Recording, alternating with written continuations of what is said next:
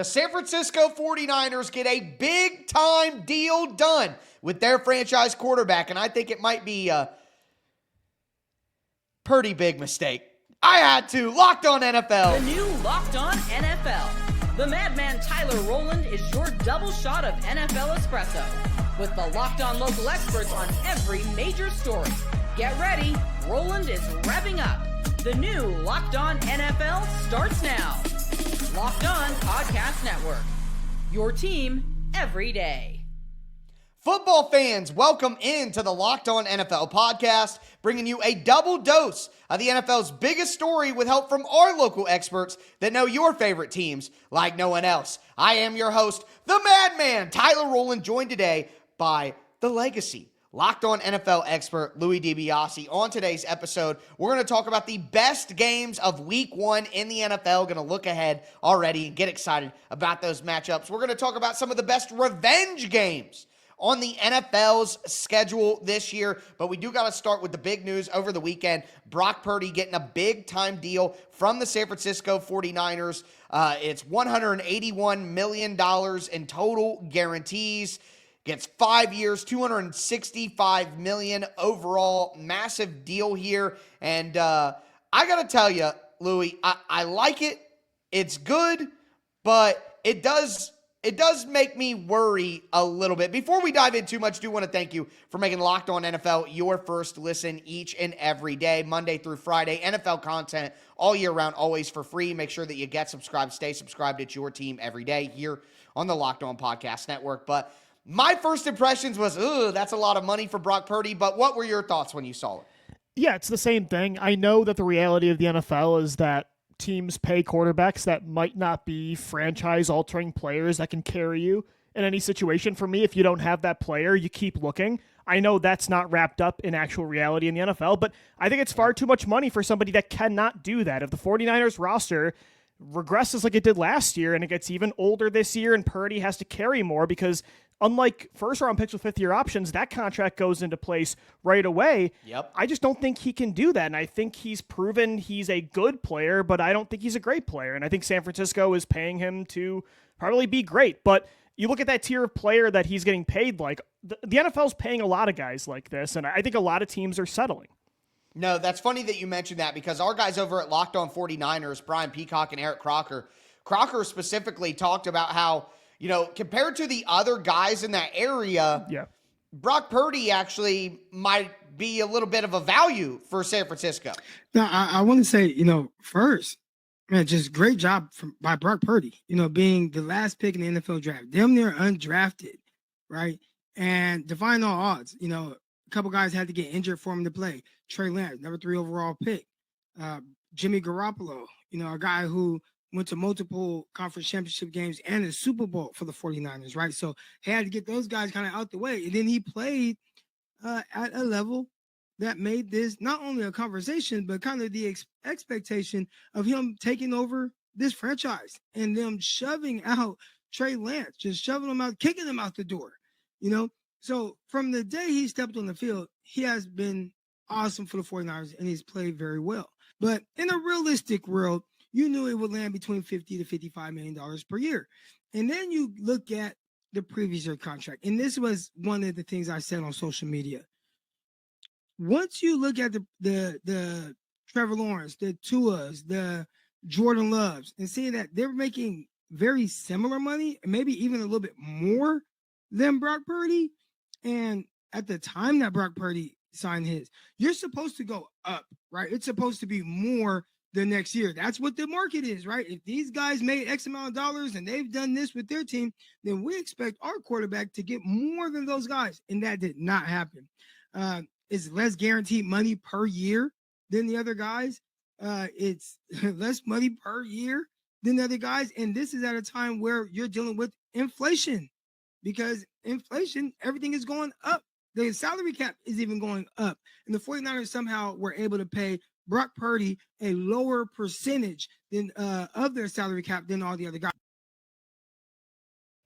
See, that's an interesting way to look at it. You look at those 4 dudes and he gets the lower percentage, so it's a little bit of a better value. But I have to ask, if you are paying one of these guys and you're paying this, low 50s to mid 50s Out of the four that he mentioned, Trevor Lawrence, Jordan Love, Tua, and Brock Purdy, if you had to pay one of those guys this kind of money, how would you rank those guys, and which one would you attach yourself to? I think I'm still doing it based on projection of them becoming more, because I think he has a good point, but comparatively speaking, Purdy, this is a good deal, but I don't think in a vacuum he's worth this contract, and a lot of those guys aren't either. But I would put Trevor Lawrence 1 and then Jordan Love 2, because I think there's still a ceiling there, where I think Brock Purdy and Tua, who you're paying them for what they are, not for what they could become.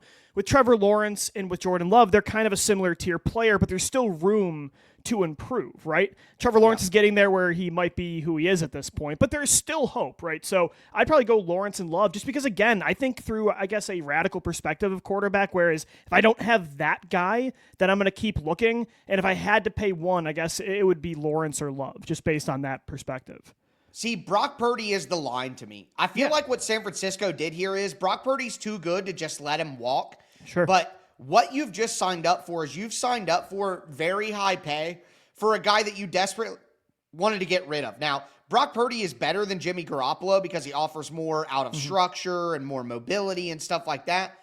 But at the end of the day, Brock Purdy is my line. You can't win paying Brock Purdy this kind of money. He's not good enough. And I agree with you. I would put Trevor Lawrence and Jordan Love as guys as I am okay with paying that money, because they may not be what you thought that they would be already, but the potential is still there. So if I have to pay this because you can't let good quarterbacks leave and this is the rate for good quarterbacks, then I need good plus upside to still be more on this contract. Because if you take the next step, if you're Trevor Lawrence and you take the next step forward, you're Jordan Love, and you take the next step forward, you could very well be worth that money, and we're actually getting a bargain with how good you are if you take one more step. But to me, if Brock Purdy and Tua take one more step, they're still not elite players. And I don't think that they can take another step. They don't have the skill set. Their skill set is more limited than those guys. I would also go with Trevor Lawrence. I know as a Titans fan, it's a bit blasphemous to still believe in him after it's so fun for Titans fans to hate. But I have to be honest. I still believe that Trevor Lawrence is a good player as well. I'm high on Jacksonville this year, and I think Jordan Love's talent and his playmaking ability make him have way more upside than. So I agree with your rankings entirely, and because of that, I think that this is a mistake. And the 49ers just paid George Kittle big-time money. I believe, little tie sources, that we're going to see Fred Warner get a big-time extension here soon. I just think paying tight end big money, paying middle linebacker big-time money, and having a quarterback who I don't think is good enough to get the money that he just got. San Francisco's been on the downslope, and I think that they're more competitive this year in record, but they're not a contender like they were the last couple of years. That's over now. Tyler, that's the point. Like, look at what happened last year. Yes, it wasn't an ideal situation for Brock Purdy, but that's the point, is things finally didn't go perfect around him. There were injuries. Guys were regressing on both sides of the ball, and they missed the playoffs. Like, he could not elevate them to a point last year where they were in the postseason, even as a wild card team. So I think Purdy is a good enough player that when he has a great support system, he can make back-to-back NFC championships. He can be in a close Super Bowl, but the 49ers have seen themselves lose 2 different championships because the other team had the quarterback that could make the plays when it matters most, and they didn't have those guys. Jimmy Garoppolo couldn't make those plays. Brock Purdy couldn't make those plays. And I think because Trey Lance didn't work, and they finally went with a projection player with a ceiling, and it didn't work, I think Kyle Shanahan wanted to double down on this manager type of player, and now they're kind of making their bed with it. So they have to have a strong support system with Purdy, and it's going to be harder now that they're paying him as much money as they are. I think the supporting cast he had this year with the injuries and some of the different stuff is more likely to be what his supporting cast is on this contract than the supporting cast he had for the few years when it was really low pay. That was a complete roster. That was one of the best rosters in football. Yeah. And he's not good enough to I think that Brock Purdy is a third-tier quarterback, like Derek Carr, like Tua. I would put Trevor Lawrence in that tier right now as well. Like, I just don't think right now he's a guy who can get out of that tier in my mind. And in that case, I don't think you can. I think you need a tier 2 quarterback to win in the NFL. Like I think to win a Super Bowl, that's to win it all. That's the minimum. Tier 2, you go lower than that, and maybe we'll have the discussion here during the offseason of who's tier 1, who's tier 2, who's tier 3, because that's a pretty good one too. But I do think Purdy's tier 3, and I think this was a bit of a mistake by San Francisco. They saddled themselves. They gave up everything to go up and get Trey Lance, and that didn't work. But the reason they did that is because they recognized that a Trey Lance, a Jordan Love, a Trevor Lawrence is what you need, and you can't win with a Jimmy Garoppolo or Brock Purdy. So it just seems like they made the same old mistake. Like, real quick, Tyler, too, is I don't think Shanahan wanted that from the start. I think those reports initially of them wanting Mac Jones was real because that was Shanahan. I think he got convinced by John Lynch to go with Trey Lance. Like, hey, this is the reason we're trading up is for more. We just had a Mac Jones type of player, and it didn't work, and Shanahan said, okay, you had your fun with that. Let me go back to doing what I do, and that's why they're paying Brock Purdy.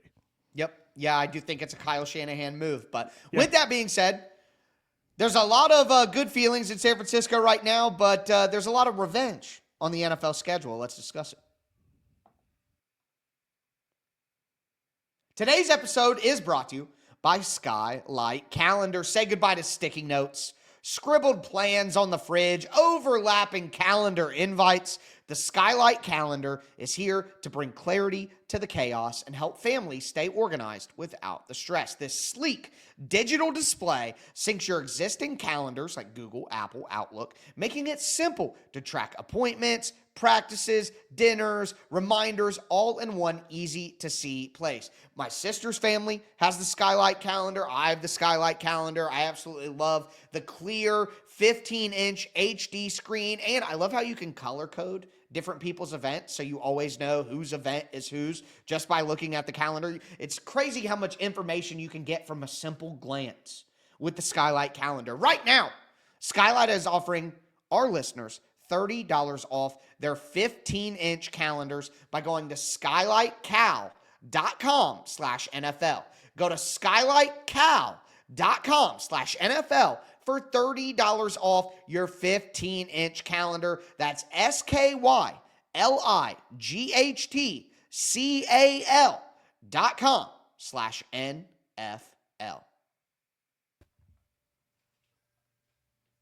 All right, Louis, let's continue today's edition of Locked On NFL. We talked about the Purdy big mistake that the 49ers made. I had to do it one more time, folks. I'm sorry, I just simply cannot help myself. But with that in mind, the NFL schedule dropped. It happened on Wednesday night, so we got Wednesday, we got Thursday episode. But, want to sink our teeth into the schedule a little bit more. And, man, there's a lot of good revenge opportunities, and I can't help it. I just instantly go to the petty. I'm like, revenge, let's see what's that. And there's so many good ones on the calendar. And one good one that I really, really like is Sam Darnold.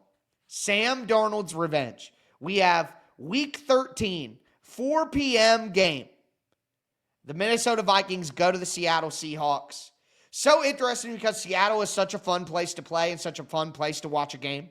Sam Darnold playing his old team, of course, but I am just so interested in J.J. McCarthy and how he looks this year that you get all of that in one game with the revenge factor. I love that one. The Patriots going back, Mike Vrabel going back to the Tennessee Titans, Week 7 in Nashville, 1 p.m. game.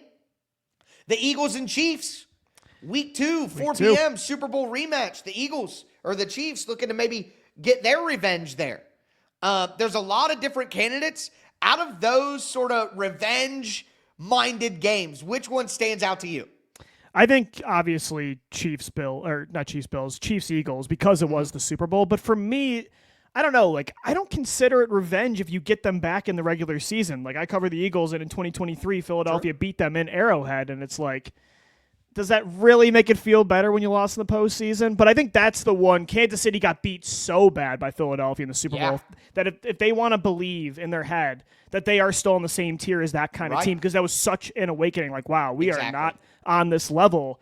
I think beating them in the regular season is really important. So I think there's a couple of games with Philadelphia involved, even Week 3 with the Rams coming to town, LA was the closest team to stopping the Eagles from winning a Super Bowl. They had them on the ropes. If Jalen Carter doesn't sack Matt Stafford on third down, they win that football game. So there's a couple, obviously the Eagles are the Super Bowl champs, so the target's the biggest on their back. But week 2 and week 3 at the Chiefs, home against the Rams, those are 2 big revenge games where the other team's coming after you. Yeah, and I think that's my big thing about the Kansas City game is you're right. Like, it's not the playoffs. Yeah. It's not going to eliminate the feeling of losing a Super Bowl. But I think if you're Kansas City, your confidence may be a little rattled right now. You did not play well last year. You kind of got away with a lot of sketchy wins at the end of the day. The roster has deteriorated a little bit. The offensive line situation, is that going to be settled? Probably not that early in the season. Again, this is a week 2 game. So if you're Kansas City and you go in there and you get smacked again, well, I guess it's in Kansas City. But if the Eagles come into your place and smack you around again, that might be like, we've fallen too far away. So I think it is important for Kansas City to win that game. Obviously, I'm going to do a little home cooking here. The Mike Vrabel return to Tennessee it's the most interesting game on the Titans schedule from a national perspective. I think it might be one of the most interesting games from the Patriots perspective. Not only do you get the Mike Vrabel return where the Titans let go of Mike Vrabel, and look, quite frankly, most of the reaction to Mike Vrabel getting fired by the Titans was, what are the Titans doing? Poverty franchise, great coach, they're morons. Why would they do this? And at the time, it looked like the Titans said, hey, we're choosing Rand Carthon instead of Mike Vrabel. Well, flash forward a year later, Rand Carthon has been fired. The Titans have a brand new general manager. Brian Callahan looked in over his head last year as the head coach, and it looks like, Mike Vrabel was right. You shouldn't have hired Rand Carthon. You should have kept Mike Vrabel and done what he said with Ryan Cowden, and you'd be in a better spot right now. So there is so much like hindsight 2020, Mike Vrabel was right.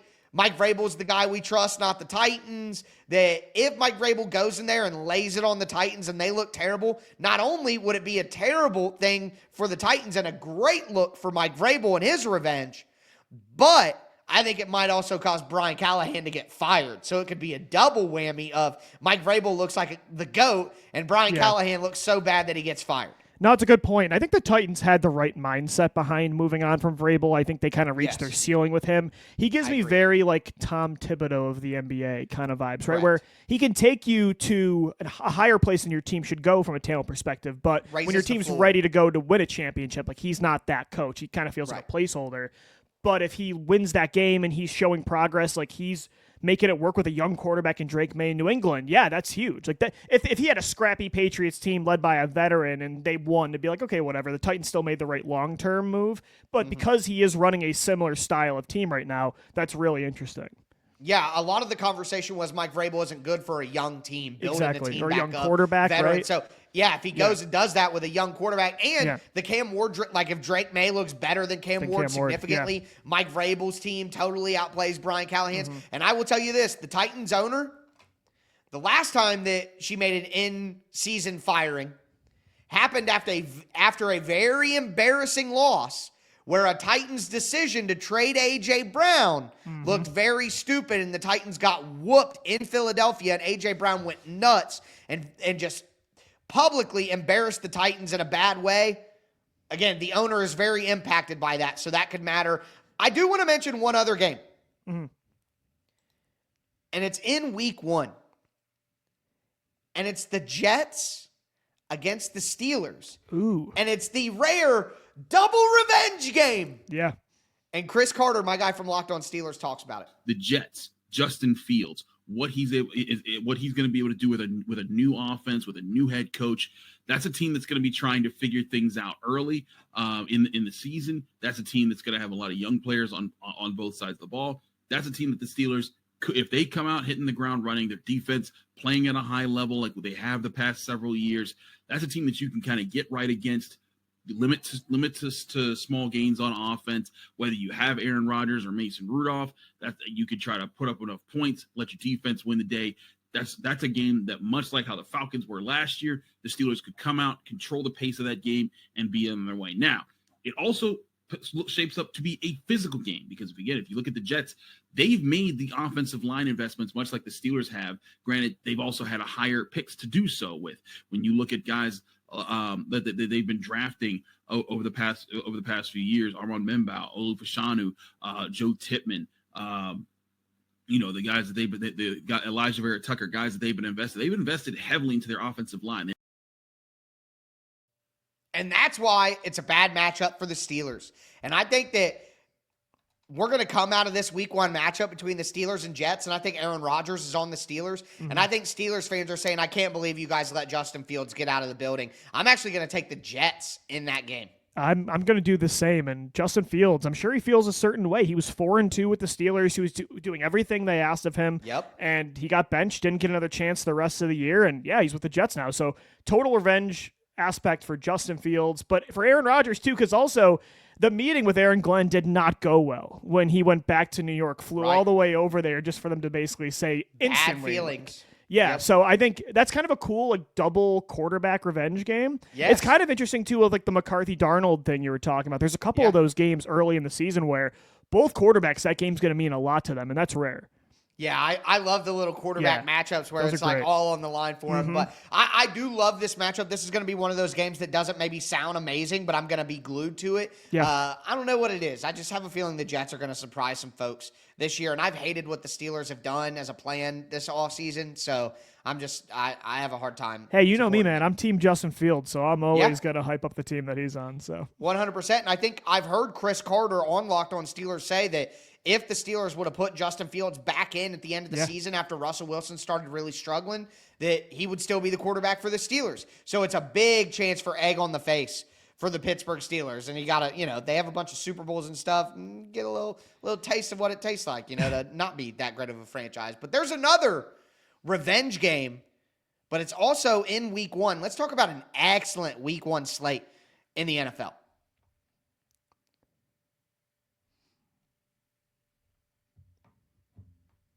All right, Louis, we're going to cap off today's edition of Locked On NFL. Again, talking about the schedule, we talked about revenge games. Now I want to talk about week 1. We talked about one week 1 matchup that's also a revenge game with the Steelers and the Jets, but another week 1 primetime game that has revenge involved is the Buffalo Bills against the Baltimore Ravens. And my guy Kevin Oestreicher from Locked On Ravens thinks the Ravens can go in there and get their revenge. First up, we got the Bills on Sunday Night Football. I mean, this is going to be about the toughest test Baltimore could have endured to start their season. I think a lot of people feel like the Bills are better than the Chiefs on paper this season, even though the Chiefs have the experience advantage. Baltimore. I wish Buffalo lost. Baltimore lost by, a couple of bad turnovers in the playoffs. This was a team that dominated the Bills in week 4 last season in prime time. Derrick Henry was the star there. This is the regular season. So the Bills in week 1, I'm going to say they win this game. I'm going to say Buffalo loses to Baltimore in week 1. Baltimore gets the job done. I think they have a sour taste in their mouth, 1, from what happened last year in week 1, and 2, obviously what happened in the divisional round. So I think that Baltimore wins this game. I mean, it makes a lot of sense. Look, I hate to be – actually, I'm lying. I don't hate to be a hater. I love to be a hater. I was going to say, come on, man. Yeah, it's just in my nature. But the Ravens probably will win this one because it's the regular season, and Lamar Jackson will play like a superhero. And then he'll go from Superman to Clark Kent again in the postseason. And, that's just what it is. So I'm going to be a hater, and I'm going to say I think Baltimore does win because Lamar won't choke since it's not the postseason. Yeah, it's funny. The Bills are to the Ravens what the Chiefs are to the Bills, right? They have success against them in the regular season, it feels like every year, and then they get into the playoffs, and that's so funny. It's like it's Mahomes, then Allen, then Lamar, and it kind of always works out that way in the postseason too. So, yeah, I mean, they need to prove that they can beat the Bills and the Chiefs to take that next step finally and get over the hump. Week 1, I guess, helps, again, with the psyche part of it when it comes to, the revenge aspect, just so you know you can beat this football team. But I think Baltimore has known their ceiling every single year. So I don't think it's a matter of we can't compete with this football team. They have the same amount of talent, an MVP finalist quarterback. They just don't get it done in the postseason, like you said. So that's part of why especially for the Ravens, the revenge aspect, or why it would mean a little bit more to them in the regular season. I don't know if that applies anymore because they've had so many of these choke jobs in the postseason that at this point it just wouldn't matter to me until we get it done in the playoffs. And I feel the same way about the Bills and Chiefs. That's why even that game in the regular season just means nothing now. Yeah, I understand that. It's like, especially when you've won in the regular season before, there's not even we need to get over this hump. We can't beat this team. Like, we beat this team before. So that Josh does Allen make has a sense. winning record against Pat Mahomes in the regular season. So Yeah, it's great. What I will say is this, though. While it may not make them feel like, oh, okay, we can win in the playoffs now, no big deal.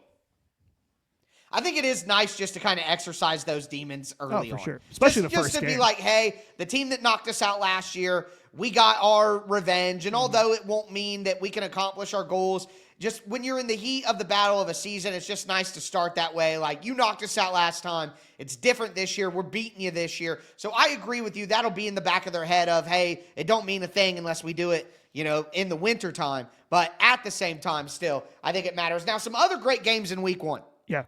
Dallas at Philadelphia, which we've talked quite a bit about, but I love that matchup. I actually disagreed with you that the NFL overrates Dallas's appeal. Okay. I don't think they do. I think Dallas still has a ton of appeal, and I'm excited about that game. And I think they're going to be a better football team this year, which is ultimately what's most important.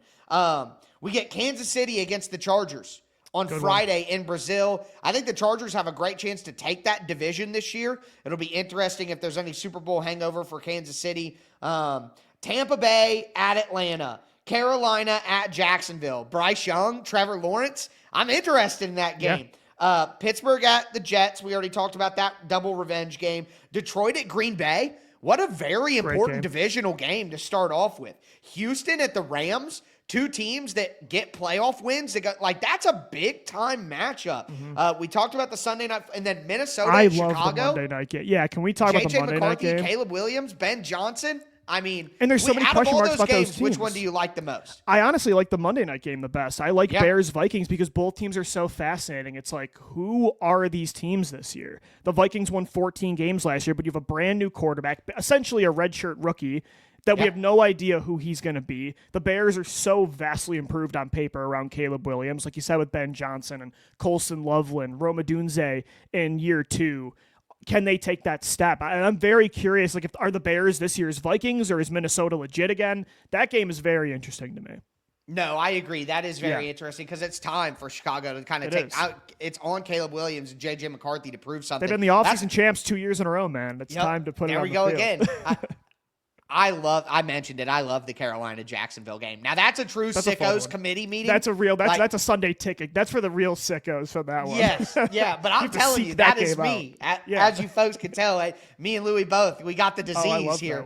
But, man, Bryce Young finished the season so awesome. Can they take that next step? Canales has really done great work everywhere he's been. And then Trevor Lawrence, you get Liam Cohen in there, who's a good offensive mind. Add Travis Hunter into the mix. I think Jacksonville can have a bounce-back season this year. Is Trevor Lawrence ever going to be the guy that everybody thinks that Trevor Lawrence is? Even us, we're guilty. Listen to us. We both put Trevor Lawrence, he hasn't deserved it. We can't let go from what he did in Clemson. But I really can't wait to see which one of those teams comes out all gun blazing. So I know that's kind of a wild one. I didn't list every game here. Yeah. Okay.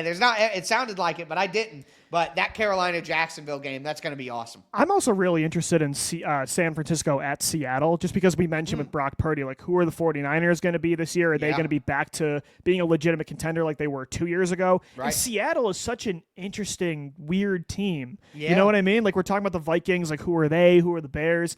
I loved Seattle's draft. I love the young talent they have on both sides of the ball. But with Sam Darnold, is he going to turn back into a pumpkin this year? I like Seattle's upside, but they have such a low floor, too. I just have no idea who they're going to be. So I'm fascinated by them. That might be an interesting discussion in the offseason as well of teams that have the biggest gap between their ceiling and their floor. I can see this team if they win 11 games, I can see them win 3. Yeah, exactly. Yeah, it'd be crazy. But anyway, week 1 is going to be very exciting. Boy, it feels a long way away right now. We'll make it, though, folks, and we'll make it together. Make sure you get subscribed, stay subscribed for year-round NFL content. But that's going to do it for us today. I am your host, the Madman, Tyler Rowland, for my co-host, the Legacy, Louie DiBiase. As I tell you every episode, thanks for tuning in, and stay safe out there.